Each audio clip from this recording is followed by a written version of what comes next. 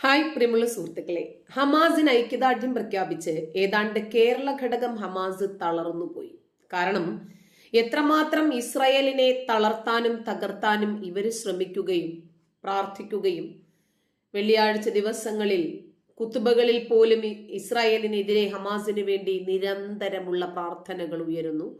പിന്നെ വ്യക്തിപരമായും ഒരുപാട് നേർച്ചകളും അർച്ചനകളും വഴിപാടുകളും ഒക്കെ ഹമാസിന് കിട്ടിക്കൊണ്ടേയിരിക്കുന്നു ഇസ്രായേലിനെതിരെ. പക്ഷെ എന്ത് ചെയ്യാൻ, അള്ളാഹു എങ്ങനെ കിണഞ്ഞ് പരിശ്രമിച്ചിട്ടും ശരി, ഇസ്രായേലിന് ഒരു പോറൽ പോലും ഏൽപ്പിക്കാൻ അള്ളാഹുവിനും സാധിക്കുന്നില്ല. പിന്നെ ഇവരുടെ പ്രാർത്ഥനകളൊക്കെ വാങ്ങിയിട്ടുണ്ടെങ്കിലും അള്ളാഹുവിന് കഴിയുന്നില്ല. കഴിയാത്ത പടച്ചവനോട് വീണ്ടും വീണ്ടും ഇവർ കഴിയാത്ത കാര്യത്തെക്കുറിച്ച് പറഞ്ഞിട്ട് എന്ത് കാര്യപ്പോ? നമ്മളൊന്ന് ചിന്തിച്ചാല്, അള്ളാഹു വിചാരിച്ചിരുന്നെങ്കിൽ ഒരു നിമിഷത്തിന്റെ അർത്ഥം, അതായത് ഒരു നിമിഷാർത്ഥ നേരം മതിയായിരുന്നല്ലോ ലോകത്തുള്ള മുഴുവൻ ജൂതന്മാരെയും നശിപ്പിക്കാൻ. അള്ളാഹു അത്രയ്ക്ക് കഴിവുള്ളവനാണ് എന്നാണല്ലോ നമ്മൾ ഇസ്ലാമിക പ്രമാണങ്ങളിലൂടെ പഠിക്കുന്നത്.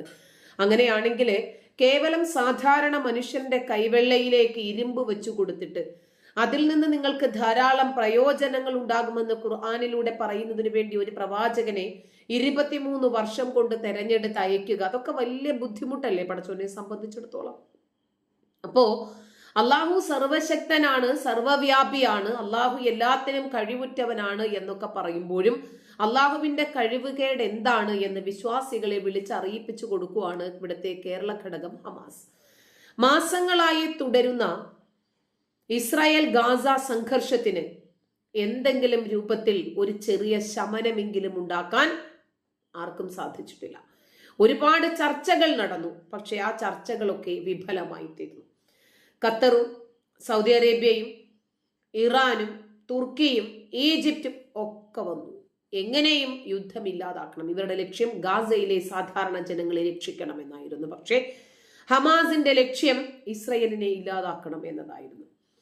ഇസ്രായേലിന്റെ ലക്ഷ്യം ഞങ്ങളുടെ നിലനിൽപ്പാണിത്, അതുകൊണ്ട് ഈ നിലനിൽപ്പിന് വേണ്ടിയുള്ള സമരത്തിൽ അവസാനത്തെ ഹമാസ് ഭീകരനെയും ഇല്ലാതാക്കണം. ഇങ്ങനെ വ്യത്യസ്തമായ ചർച്ചകൾ നടക്കുമ്പോൾ ഒരു രൂപത്തിലും കോംപ്രമൈസ് ചർച്ച ഫലം കണ്ടില്ല.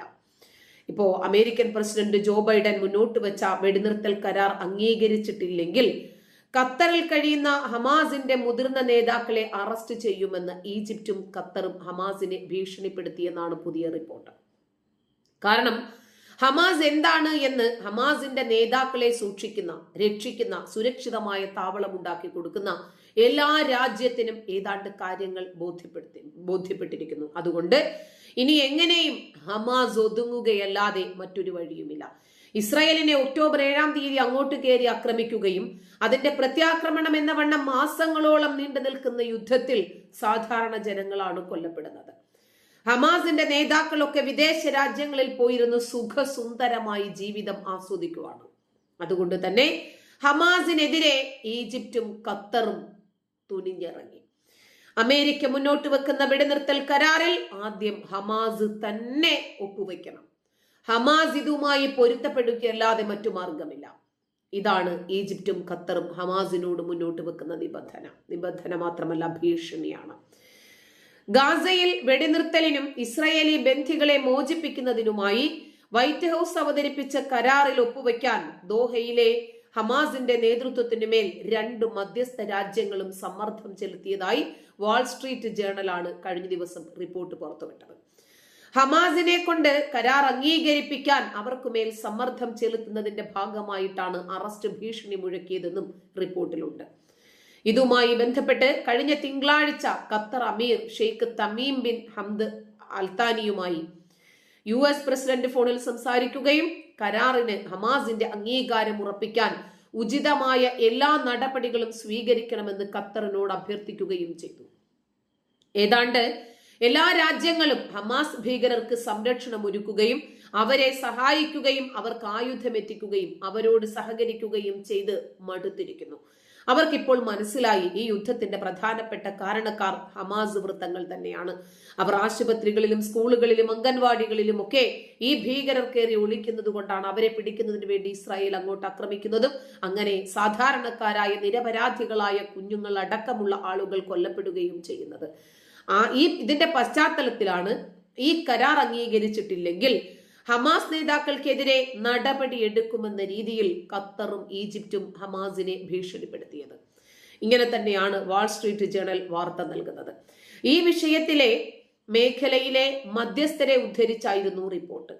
ഹമാസ് നേതാക്കളുടെ സ്വത്തുക്കൾ മരവിപ്പിക്കുമെന്നും ഖത്തർ തലസ്ഥാനത്ത് നിന്ന് പുറത്താക്കുമെന്നും വേണ്ടിവന്നാൽ അറസ്റ്റ് ചെയ്യുമെന്നുമാണ് രണ്ട് രാജ്യങ്ങളും ഹമാസിനെ ഭീഷണിപ്പെടുത്തിയതെന്നും വാൾ സ്ട്രീറ്റ് റിപ്പോർട്ട് ചെയ്യുന്നു. എന്നാൽ ഖത്തറും ഈജിപ്തും തങ്ങളുടെ നേതാക്കളെ ഭീഷണിപ്പെടുത്തിയതായിട്ടുള്ള വാൾ സ്ട്രീറ്റ് ജേണൽ വാർത്ത ഹമാസ് വൃത്തങ്ങൾ തള്ളി. കാരണം അവരെയാണല്ലോ തള്ളിയത്. അപ്പോൾ സ്വാഭാവികമായും അവർക്കൊരു ആത്മാഭിമാനത്തിന് ക്ഷതമുണ്ടാകുമെന്ന് വിചാരിച്ചു അവര്. അതുകൊണ്ട് അങ്ങനെയൊന്നും പറഞ്ഞിട്ടില്ല എന്ന് ആധികാരികമായി പറഞ്ഞത് റിപ്പോർട്ട് ചെയ്ത മാധ്യമങ്ങൾക്ക് മുമ്പിൽ വന്ന് ഉളുപ്പില്ലാതെ തള്ളിമറിച്ചു. സൗദി അറേബ്യ കേന്ദ്രമായി പ്രവർത്തിക്കുന്ന അൽ അറബിയ ചാനലിന് നൽകിയ പ്രസ്താവനയിലാണ് ഹമാസ് നേതാക്കൾ ഇക്കാര്യം നിഷേധിച്ച് വാർത്ത നൽകിയത്. മെയ് 31 വൈറ്റ് ഹൌസിൽ നടത്തിയ പ്രസംഗത്തിലാണ് US പ്രസിഡന്റ് ബൈഡൻ പുതിയ വെടിനിർത്തൽ നിർദ്ദേശം മുന്നോട്ട് വെച്ചത്. ഇസ്രായേൽ 6 ആഴ്ചത്തെ വെടിനിർത്തൽ പ്രഖ്യാപിക്കുകയും ഹമാസ് ബന്ധികളാക്കിയവരിൽ സ്ത്രീകളെയും പ്രായമായവരെയും രോഗികളെയും മോചിപ്പിക്കുകയും ചെയ്യുന്നതാണ് നിർദ്ദേശത്തിന്റെ ആദ്യഘട്ടം. തുടർന്നുള്ള 2 ഘട്ടങ്ങളിലായി ചർച്ചകളിലൂടെ മുഴുവൻ ബന്ധികളെയും മോചിപ്പിക്കണം, ശാശ്വതമായ വെടിനിർത്തൽ സാധ്യമാക്കണം. ഇതൊക്കെയാണ് നിർദ്ദേശത്തിലുള്ളത്. തുടക്കത്തിൽ യുഎസിന്റെ നിർദ്ദേശത്തോട് അനുകൂലമായി പ്രതികരിച്ചിരുന്ന ഹമാസ് വൃത്തങ്ങൾ പിന്നീട് അത് അംഗീകരിക്കില്ല എന്ന നിലപാടിലായിരുന്നു റിപ്പോർട്ടുകൾ പുറത്തു വന്നത്. ഇസ്രായേൽ ആണെങ്കിൽ ഹമാസിനെ പൂർണ്ണമായി ഇല്ലായ്മ ചെയ്ത ശേഷം മാത്രമേ വെടിനിർത്തലിനുള്ളൂ എന്ന നിലപാടിലാണ് ഉറച്ചു നിൽക്കുന്നത്.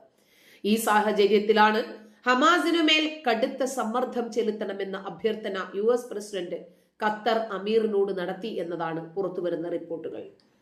നമുക്കറിയാം, ഒരുപാട് വിചിത്രമായ റെസ്ക്യൂ ഓപ്പറേഷനുകൾക്ക് നേതൃത്വം കൊടുത്ത രാജ്യമാണ് ഇസ്രായേൽ. ഓരോ ഓപ്പറേഷനും അവർക്ക് ഓരോ പേരുകളുമുണ്ട്.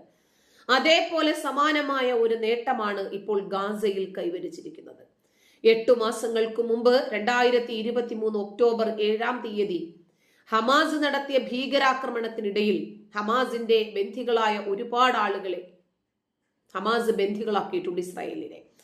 ഈ ബന്ധികളിൽ 4 പേരെ അതിസാഹസികമായിട്ടാണ് ഇസ്രായേൽ സൈന്യം പുറത്തു കൊണ്ടുവന്നത്.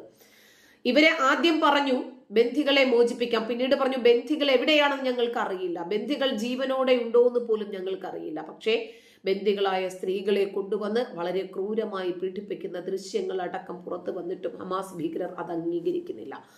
ഹമാസ് ഭീകരരെ തുരത്തി ഒരു പോറൽ പോലും ഏൽക്കാതെ IDF മോചിപ്പിച്ചത് 4 വനിതകളെയായിരുന്നു. ഇസ്രായേലിന്റെ ചരിത്രത്തിലെ ഏറ്റവും തിളക്കമാർന്ന റെസ്ക്യൂ ഓപ്പറേഷൻ എന്ന് അവരുടെ കിരീടങ്ങളിൽ എഴുതി ചേർക്കപ്പെടുന്ന ഒരു ഓപ്പറേഷൻ ആയിരുന്നു അത്. ആക്രമണം നടന്ന ദിവസം സൂപ്പർനോവ മ്യൂസിക് ഫെസ്റ്റിവലിൽ പങ്കെടുത്ത നോവ അഗർമണി എന്ന 25-കാരിയും അൽമോഗ് മെയിൻജാൻ എന്ന 21-കാരിയും ആൻഡ്രേ കോസ്ലോവ എന്ന 27-കാരി ഷലോമി സീവ് എന്ന 40-കാരി ഇവരെ 4 പേരെയുമാണ് രക്ഷപ്പെടുത്തിയത്. ഈ 4 പേരുടെയും ആരോഗ്യനില തൃപ്തികരമാണ്. വിശദമായ പരിശോധനകൾക്കായി മെഡിക്കൽ സെന്ററിലേക്ക് ഇവരെ മാറ്റിയിട്ടുണ്ട്. മധ്യ ഗാസയിലെ നുസ്രത്ത് മേഖലയിലെ 2 ഹമാസ് കേന്ദ്രങ്ങളിലായി നടത്തിയ പരിശോധനയിലാണ് ബന്ധികളെ കണ്ടെത്തിയത്. ഇതിൽ നോവ അഗർമണി എന്ന 25-കാരി, ഈ പെൺകുട്ടി ചൈനീസ് വംശജയാണ്. അഗർമണിയെ ഹമാസ് ഭീകരർ ബൈക്കിൽ തട്ടിക്കൊണ്ടുപോകുന്ന ദൃശ്യങ്ങൾ ഒക്ടോബർ 7 ഓപ്പറേഷന് പിന്നാലെ വാർത്തകളിൽ ഇടം പിടിച്ചിരുന്നു. എന്നെ കൊല്ലരുതേ എന്ന് കരഞ്ഞു പറയുന്നതും ബൈക്കിലിരിക്കുന്നതും ഒക്കെയായിട്ടുള്ള വീഡിയോയിൽ നമ്മൾ കണ്ടതാണ്. ഇത് അഗർമണി തന്നെയാണ് എന്ന് പെൺകുട്ടിയുടെ അച്ഛനും സ്ഥിരീകരിച്ചിരുന്നു. അഗർമണിയെ പോലെ ബന്ധികളാക്കപ്പെട്ട നിരവധി പേർ ഇനിയും ഹമാസിന്റെ ഈറ്റില്ലങ്ങളിലുണ്ട്. IDF-ഉം ഷിൻബൈറ്റും ഇസ്രായേൽ പോലീസിന്റെ യമാം യൂണിറ്റും ചേർന്ന് നടത്തിയ സങ്കീർണമായ ഓപ്പറേഷനിൽ രക്ഷപ്പെടുത്തിയത് ഷിൻബെറ്റാണ്. യമാം യൂണിറ്റ് ഫോഴ്സും 2 വ്യത്യസ്ത സ്ഥലങ്ങളിൽ നിന്ന് ആക്രമിച്ചാണ് ഹമാസിനെ തുരത്തി ബന്ധികളെ രക്ഷപ്പെടുത്തിയത് എന്ന് IDF പത്രക്കുറിപ്പിൽ എഴുതുന്നു. IDF-ന്റെ വക്താവ് റിയർ അഡ്മിറൽ ഡാനിയൽ ഹഗാരി വീരോചിതം എന്നാണ് ഈ ഓപ്പറേഷനെ തന്റെ ടെലിവിഷൻ പ്രസ്താവനയിലൂടെ വിശേഷിപ്പിച്ചത്. ഹമാസ് ഭീകരർ വെടിയുതിർക്കുന്നതിനിടയിലാണ് IDF-ഉം യമാമും 2 കേന്ദ്രങ്ങളിലേക്ക് നുഴഞ്ഞു കയറിയത്. ഓപ്പറേഷനിൽ ഗുരുതരമായി പരിക്കേറ്റ ഒരു യമാം സൈനികൻ ആശുപത്രിയിലാണ്. ഗാസയിൽ ഇപ്പോഴും ബന്ദികളാക്കപ്പെട്ട 120 പേരെ തിരികെ കൊണ്ടുവരാനുള്ള എല്ലാ ശ്രമങ്ങളും ഞങ്ങൾ തുടരും. ഞങ്ങൾ നിങ്ങളിലേക്ക് എത്തുമെന്ന് ഞങ്ങൾക്ക് ഉറപ്പുണ്ട്. നിങ്ങൾ വീടുകളിലേക്ക് മടങ്ങുന്നതുവരെ ഈ പ്രവർത്തനം അവസാനിക്കില്ല. ഒരു ബന്ധിയെയും രാജ്യം ഉപേക്ഷിക്കില്ല. ബന്ധികളെ വീട്ടിലേക്ക് തിരിച്ചയക്കുന്ന സുപ്രധാന പ്രവർത്തനങ്ങളിൽ സുരക്ഷാ സേനകൾ തോളോട് തോൾ ചേർന്ന് ഒരുമിച്ച് പ്രവർത്തിക്കുന്നത് കാണുന്നത് വലിയ അഭിമാനമാണ്. ഇതാണ് ഹഗാരി പറഞ്ഞത്. ഹമാസ് മനഃപൂർവ്വം ബന്ദികളെ സിവിലിയൻ പ്രദേശങ്ങളിൽ ഒളിപ്പിക്കുകയാണെന്നും അദ്ദേഹം പറഞ്ഞു. അവരോടൊപ്പം മറ്റു ബന്ദികൾ ഉണ്ടായിരുന്നോ എന്ന ചോദ്യത്തിന് ബന്ദികളെ കുറിച്ച് ഈ ചോദ്യങ്ങൾക്ക് ഞങ്ങൾക്ക് ഉത്തരം നൽകാൻ കഴിയില്ല എന്നാണ് ഹഗാരി പറഞ്ഞത്. ഗാസൻ മെട്രോ എന്ന ഇസ്രായേൽ വിളിക്കുന്ന ഭൂഗർഭ തുരങ്കങ്ങളിലാണ് ബന്ദികളെ പാർപ്പിച്ചിരുന്നത്. ഇതായിരുന്നു പുറത്തു വന്ന വിവരങ്ങൾ. ഈ തുരങ്കങ്ങൾ നശിപ്പിക്കാനുള്ള കൊണ്ടുപിടിച്ച ശ്രമത്തിനിടയിലായിരുന്നു ഇസ്രായേൽ ഓരോ തുരങ്കത്തിലും ഇറങ്ങി പരിശോധിച്ച് ബന്ദികളില്ല എന്ന് ഉറപ്പുവരുത്തി മാത്രമേ അത് നശിപ്പിക്കാൻ സാധിച്ചുള്ളൂ. അതുകൊണ്ടാണ് ഗാസ ദൗത്യം വൈകുന്നത്. ഇടയ്ക്കിടെ ഹമാസ് ബന്ദികളെ പലസ്തീനിലെ ജനവാസ കേന്ദ്രങ്ങളിലേക്ക് മാറ്റും. ഗാസയിലെ വീടുകളുടെ അടിയിലും ആശുപത്രിയിൽ പോലും ഇത്തരം തുരങ്കങ്ങളുണ്ട്. അത് കണ്ടെത്താനാണ് ഗാസയിൽ അവർ വ്യാപകമായ ആക്രമണവും പരിശോധനയും നടത്തുന്നത്. പക്ഷേ നിരപരാധികളായ ഗാസക്കാരെ ആക്രമിക്കുകയാണ് എന്നാണ് ഇന്ന് കേരളത്തിൽ അടക്കമുള്ള മാധ്യമങ്ങൾ ഇപ്പോഴും പ്രചരിപ്പിച്ചു കൊണ്ടിരിക്കുന്നത്. സ്ത്രീകളെയും കുട്ടികളെയും മനുഷ്യകവചമായി ഉപയോഗിച്ച് ഹമാസ് തന്നെയാണ് ഗാസയിലെ മരണസംഖ്യ കൂട്ടിക്കൊണ്ടിരിക്കുന്നത്. ഇസ്രായേൽ ആകട്ടെ അവസാനത്തെ ബന്ദിയെയും വിട്ടുകിട്ടാതെ ആക്രമണം അവസാനിപ്പിക്കില്ല എന്ന തീരുമാനത്തിൽ ഉറച്ചു നിൽക്കുന്നു. നന്ദി.